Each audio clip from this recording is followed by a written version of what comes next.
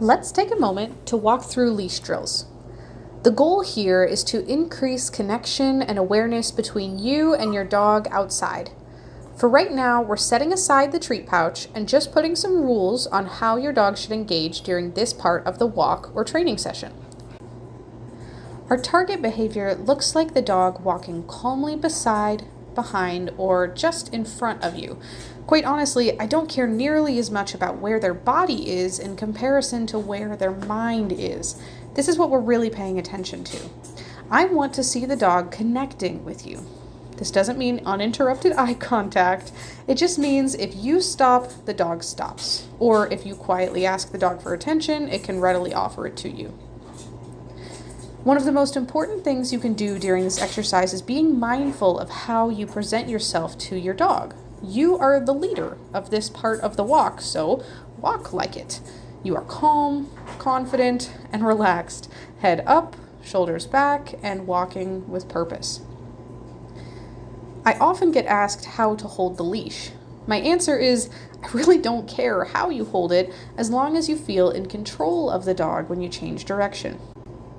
If you have a particularly strong dog, I will loop my thumb through the handle and hold the leash with both hands right at my core. This is going to give me as much strength as possible without actually wrapping the leash around my body. I don't want to do that because in an emergency, I wouldn't be able to let go. So, we've got our leash and our dog. We're ready to head outside. Before you begin your session, let's discuss the rules of the game. Rule 1. Your dog should never put tension on the leash. This means anytime the dog gets out in front of you and pulls, you should change direction. The direction change is one of the primary ways we ask our dog to stay connected during these drills.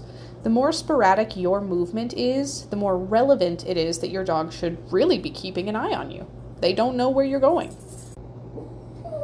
Rule 2. During this exercise, the dog should not stop to sniff or pee. I know, tough stuff, but it's going to play an important role in giving you the control over this walk. Remember, this game is meant to be a short portion of your walk. You should always let your dog potty before you begin a session and take breaks during training to keep it fresh. The reason why we create this rule is it allows you to control the environmental reinforcers at hand. The benefits here are twofold. It keeps the dog more connected to us on the walk, and it gives you one more way you can reward your dog for doing a great job. So take note of the things your dog is showing interest in on the walk, and then later use them as reinforcers by releasing your dog to them after a good rep.